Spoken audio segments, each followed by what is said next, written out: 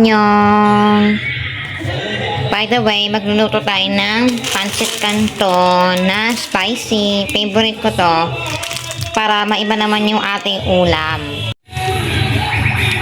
Pasensya na kung maingay yung TV kasi ako ay nanonood ng Intbulaga.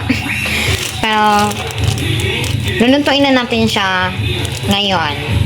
Kasi mamaya pupunta kami sa party para konti na lang yung kakainin ko doon.